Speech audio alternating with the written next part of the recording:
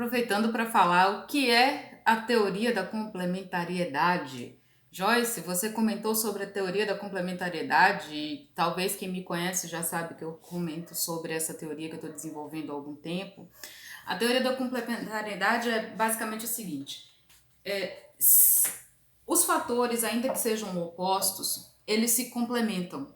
Então, são interdependentes entre si. Se são interdependentes entre si, o que há é complementariedade e não oposição. Como assim? Como é que eu posso ilustrar? Por exemplo, em um órgão público, eu vou pegar aqui o judiciário para vocês compreenderem bem. Em um tribunal, você tem os magistrados, os servidores e os terceirizados, normalmente, né? Se você tira os terceirizados, os servidores e os magistrados não conseguem trabalhar. Por quê? Porque eles vão operar de algum modo, mas não vai ter qualidade no ambiente de trabalho, porque normalmente os terceirizados fazem o trabalho de limpeza, recepção, distribuição de processos, enfim, né? Fazem todo um trabalho de suporte.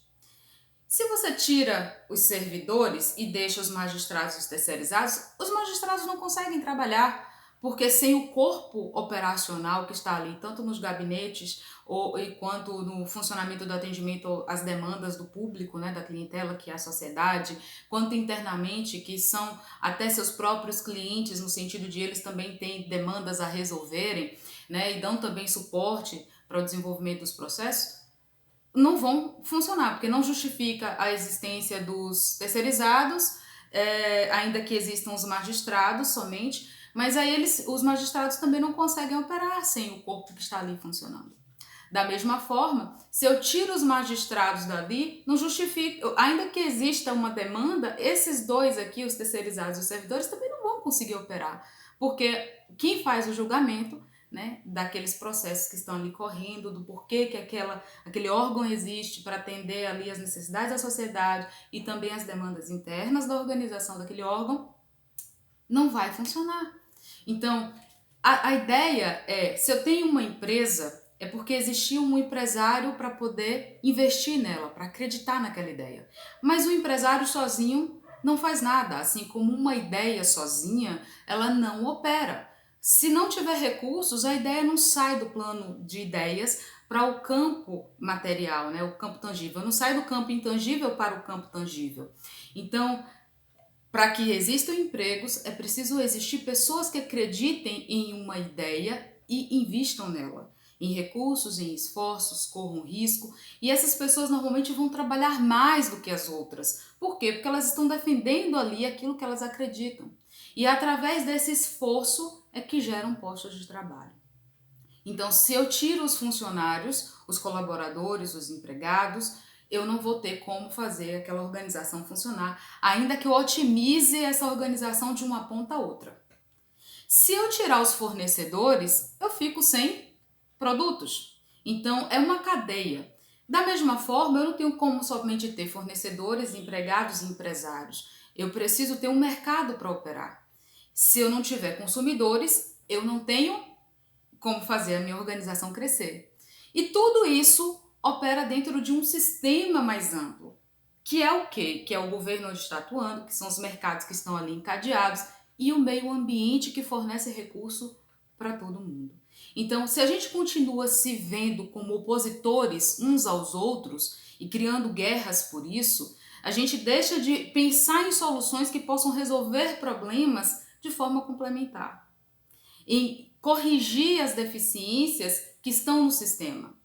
Como a gente vai fazer isso? Nossa, a gente tem um monte de mentes por aí, né? Tem vários especialistas de toda a ordem e que com certeza podem sugerir, independente das suas correntes ideológicas, porque se a gente continuar se dividindo por corrente ideológica, eu acho que a gente não vai chegar muito a lugar algum, né? Na realidade, eu acho que a gente só vai continuar gerando os mesmos resultados que há mais de 300 anos a gente gera.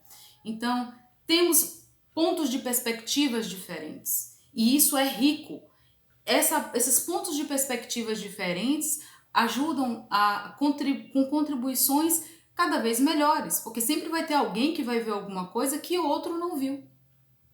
E muitas vezes, por estar em uma perspectiva diferente da que a gente tem, acaba nos mostrando que há uma outra possibilidade. Então, essa é a ideia básica da teoria da complementariedade, né? Agora, como fazer isso funcionar? O que mais, né? Qual é a base dessa ideia? Além de tudo, é da economia circular, né, do encadeamento da produção, né, da necessidade de mudanças da forma de explorar os recursos naturais, né, da forma de funcionar cada vez mais transparente, porque é necessário que tenha transparência. Também é preciso pensar o seguinte: o ser humano, além de ser humano, também é um recurso. É um recurso de ideias, é um recurso de trabalho, é um recurso social, é um recurso de todas as ordens, é o recurso mais rico, além do meio ambiente, que existe. E se a gente se ele continua sendo pensado como um objeto a ser explorado ao total, sem se incomodar com a sua saúde física, mental, com suas necessidades que vão além de trabalho, a gente vai continuar gerando os mesmos resultados. Eu, por exemplo, hoje eu sou hiperacústica, eu tenho uma limitação decorrente de atividade de trabalho. Ocorre que essa limitação ela não seria dessa maneira se não tivesse algo no ambiente que gerasse isso, além da atividade que era muito estressante. Fora, logicamente, que todo o seu contexto afeta a sua vida. Mas a questão eram só 6 horas. Eram 6 horas e 15 de trabalho. Teve um período que se estendeu um pouco mais, mas enfim, basicamente eram 6 horas de trabalho. E eu atendia em call center. Então, é uma atividade muito estressante. Eu peguei uma época de mudança de sistema, onde tinha uma fila de 720 e muitas vezes os clientes já entravam aborrecidos, falando alto, gritando, e se esquece que do outro lado tem um ser humano também. Então, esse ser humano, quando ele é substituído somente pela máquina, vocês já repararam quantas dificuldades nós temos para resolver problemas com atendentes virtuais? Né? É importante desenvolver essa tecnologia para filtrar, para reduzir o custo, para resolver problemas, mas por que a gente também está precisando reduzir esse custo? Porque talvez esteja faltando gente para cobrir as réguas de atendimento. E talvez esteja faltando gente porque tem muita gente que acaba sendo afastada. Essa mesma ideia, esse mesmo contexto, se eu levo para a realidade da maioria das organizações, tem organizações que elas têm um giro muito grande de funcionários ou um nível de afastamento muito alto, ou muito recorrente, ainda que seja 1, 2, 3. Mas quantas são as pessoas hoje que estão sendo afastadas ou por acidente de trabalho ou por doença ocupacional? Quantas são as pessoas hoje que veem que não são felizes naquilo que fazem porque elas estão vivendo somente o trabalho e negligenciando as outras áreas das suas vidas, né? Por que isso está acontecendo? Então, na teoria da complementariedade, é preciso diferenciar o que é o que se exige, o que se espera do empreendedor e o que se precisa esperar do colaborador, do trabalhador. Não significa que esse trabalhador não tenha que empreender, não significa que ele não tenha que se dedicar, não significa que ele não vá se destacar por mérito, desculpe, não é nada disso. O que eu estou dizendo é o seguinte: com a redução de quantidade de horas de trabalho, eu posso ter a oportunidade de gerar mais postos de trabalho e oferecer no mesmo percentual, no mesmo valor que é remunerado aquele indivíduo, para que ele possa exercer outras necessidades na vida, inclusive tratamento médico, que muitas vezes você acaba colocando atestado porque precisa ir ao médico. Às vezes você não tem como acompanhar o seu filho na escola, né? Então dá para poder casar um cônjuge e outro, para poder fazer essa participação familiar melhor, o que evita tantas crianças órfãs de pais vivos dentro de casa. Eu, por exemplo, eu cheguei a fazer 83 horas extras de trabalho. Então, não é uma questão de, porque não quer trabalhar, porque não, é porque é uma coisa necessária. E se pode injetar mais recursos na economia, porque se você cria mais postos de trabalho, você está injetando dinheiro na economia. Vai mexer com os outros índices, porque as pessoas com mais dinheiro, elas consomem mais e tal. Essa parte é para economista que teria que pensar nesse sentido.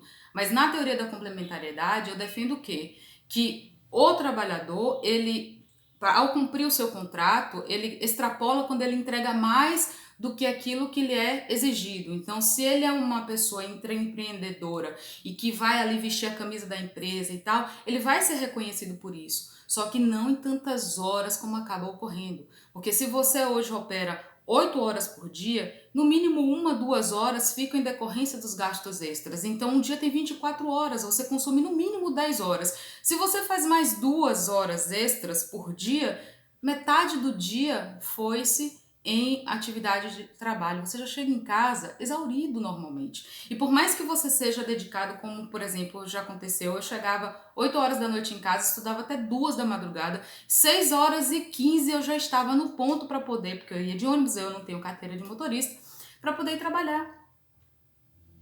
E, enfim, você tem todo um contexto aí que se desenvolve no restante do dia. E como isso afeta a vida do trabalhador? Que está ali buscando qualificação, está buscando se desenvolver porque tem seus sonhos, mas acaba com todo o restante da sua vida afetado por causa disso. Então, é por isso que essa observação com relação ao respeito ao ser humano, eu não tenho como somente pensar na economia circular, nos demais recursos e excluir o ser humano dessas mudanças. É preciso pensar o ser humano dentro dessas mudanças. Porque não só porque eu conheço parte do funcionamento de uma RH e eu conheço como funcionam os giros e vi, também sou fruto disso, né? Desse volume de afastamento. Mas porque é necessário. É uma demanda natural que a gente está vendo exatamente no comportamento social. Da mesma forma, por que eu defendo a educação online? Olha, se a educação online não tiver qualidade, o trabalho online também não tem. O princípio é o mesmo. O que vai mudar é quem opera, é quem faz. Todos os métodos são possíveis de ser aplicados, agora precisam ser seguidos daquela forma. Cada um vai se adaptar à sua possibilidade. Não significa que não tenha valor ou que seja descreditável, né? Isso é ignorância, porque o princípio é o mesmo, não é verdade? O princípio é o mesmo.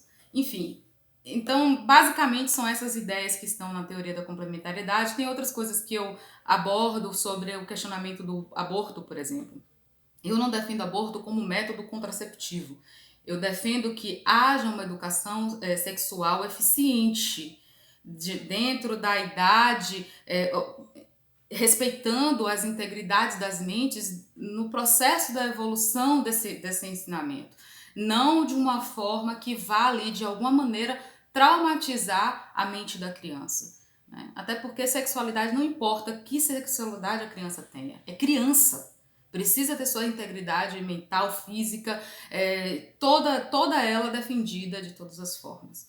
Né? E família é família. Enquanto o Estado continuar misturando ideias, tanto que quando que ocorreu o cerco virtual que eu passei, né, a situação que eu não consegui registrar, eu tive o cuidado de colocar a forma como eu penso, porque eu tinha visto que estava indo por outro caminho completamente diferente.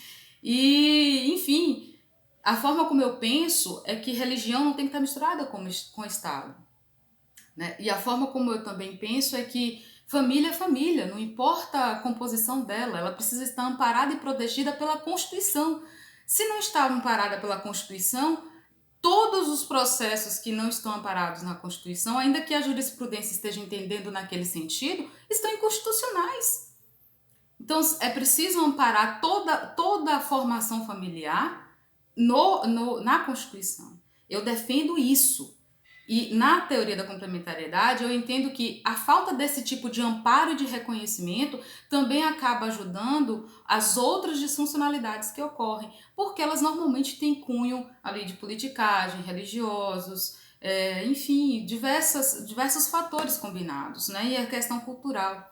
Enquanto a gente continuar sem entender algumas minúcias de como funcionam os processos na nossa sociedade, continuar incentivando divisões, desrespeitos. Porque você torce por tal time, você torce para tal time. Que maravilha! Torça por seu time, não contra o torcedor do outro time. Né? Da mesma forma, torça pela sua vida. Não precisa torcer contrário, né, pelo seu irmão, pelo seu vizinho, para que ele não se dê bem. Torça para que você se dê bem e desejo bem para todo mundo. É aquela questão da quebra de lógica, né, que eu acho bem ilógica. Tem gente orando pedindo para destruir a família dos outros, porque está interessado no cônjuge dos outros. Isso não é legal, né? Da mesma forma, tem gente que vai fazer mandinga aí porque quer se vingar de alguém. Poxa, né? Da mesma forma, tem gente que se interessa por cargos públicos não para servir ao interesse público, mas para servir a si mesmo. Então, a teoria da complementariedade, por enquanto, ainda é uma teoria, é uma tese que eu estou desenvolvendo e faz parte da minha filosofia de vida que eu venho adaptando há algum tempo. Eu não tenho religião, não tenho afiliação partidária, não tenho político de estimação e não tenho a pretensão de me tornar de forma alguma nenhum ícone político. Eu gosto de ajudar pessoas e tenho o interesse de tentar botar a minha tese, a minha teoria na prática. É isso aí. Abraço, gratidão e até!